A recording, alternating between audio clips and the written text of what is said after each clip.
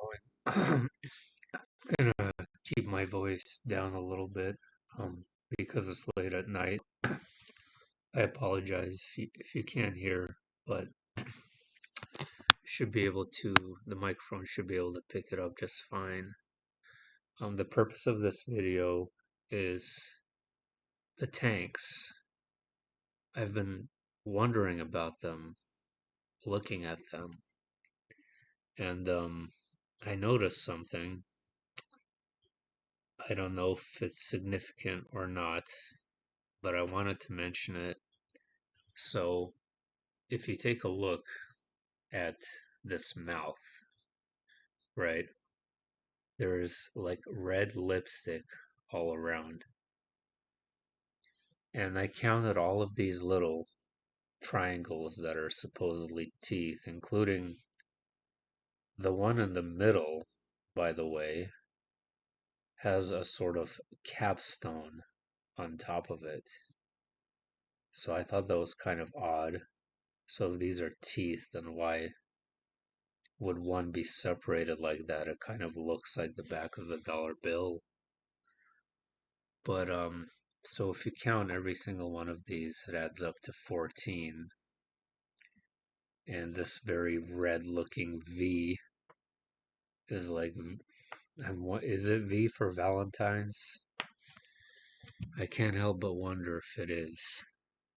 Um, Also, you have the red lipstick as well. You have the V, you have 14. So I don't know if this is significant or not. Um, I just thought that these tanks were incredibly strange. There is a green light in front of the first one. However, there is, and it was super hard to see, but there is also something very odd and peculiar about this tank here. Sorry. Ah, I can't stop it on time. It's so hard to see. But there, finally got it. Okay. So look at this. So what is the line on top of the mouth?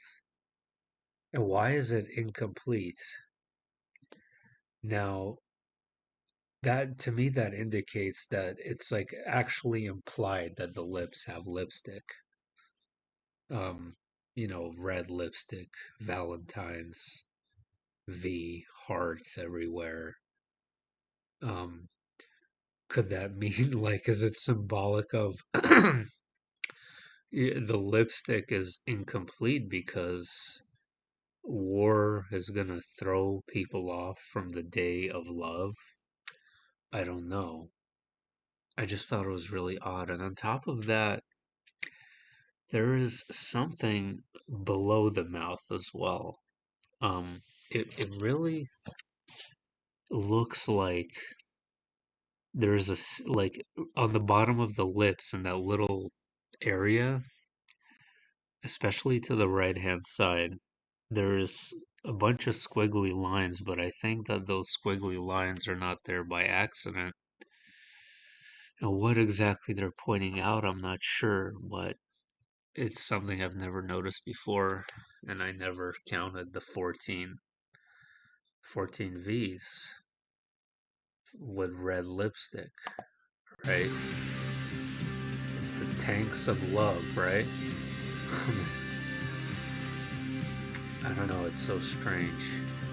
And also, I wanted to point this out as well because of an article I'm about to read to you. This is a British coin over here that Obama is standing on. It is a pound coin, I believe. And that was pointed out years ago, so that's confirmed. People took a very careful look at that. Um, and I think the UK, guys, is kind of a target for Russia. They're playing these funny games today. UK scrambles jets to intercept 4 Russian military planes. Russia's Royal Air Force said Wednesday that it scrambled Britain's Royal Air Force that has scrambled fighter jets in response to four Russian military aircraft approaching the United Kingdom.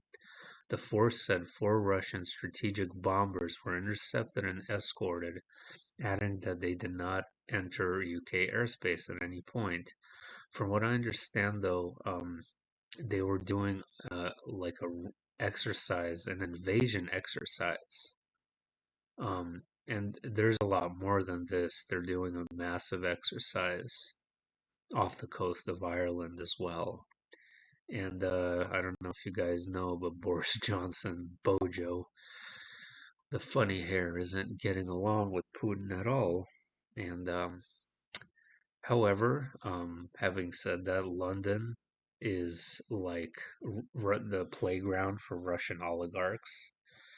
So they have billionaires, millionaires. That's kind of their primary or secondary residence for many wealthy Russian people. And if something were to go down, I think they would certainly evacuate them. Perhaps they already have, and we just don't know.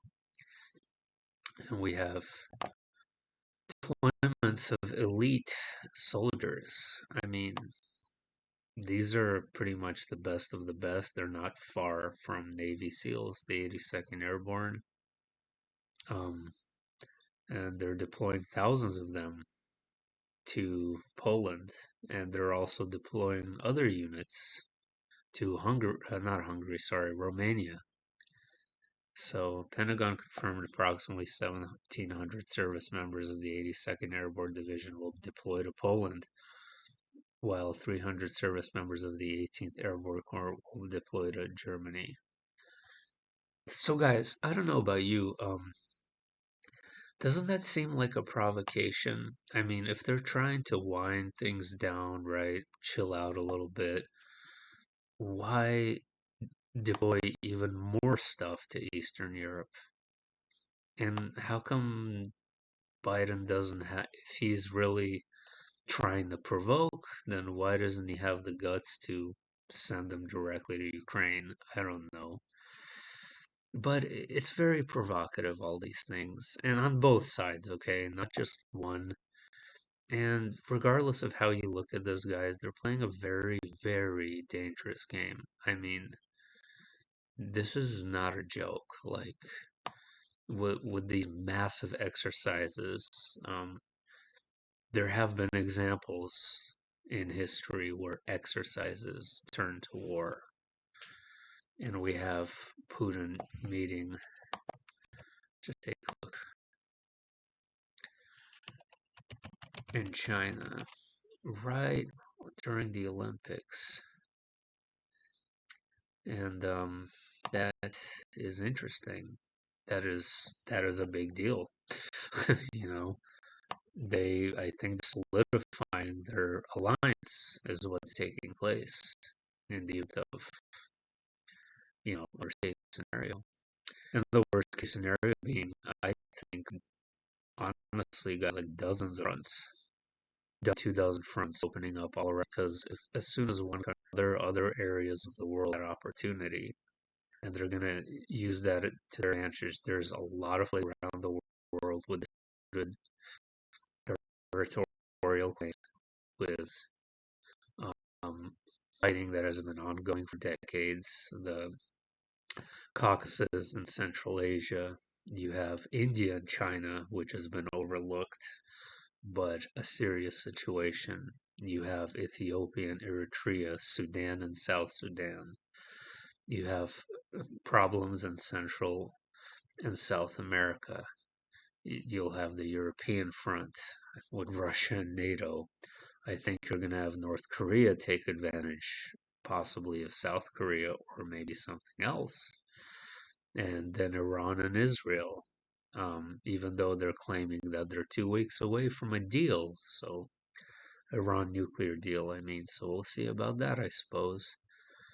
And there's other examples. Like, that's by no means the end of it. So I think, I don't know. It's It's gonna be a big sigh of relief if we make it past Aquarius without incident, I'll tell you that much. And, we've been wrong every single time before, so it's very possible. When China's Xi Jinping opens the Beijing Olympics on Friday, he will be flanked by leaders who are unlikely to quell the chorus of concerns these games are bolstering an authoritarian regime. Of the just over 20 presidents, prime ministers, heads of state, and royalty set to attend the opening ceremony of the Beijing Winter Olympics, around half of those dignitaries hail from authoritarian countries. I'm not going to read all those countries, but we know Buddy Putin's coming. So that's all, guys. Or just wanted to give you an update. Peace out.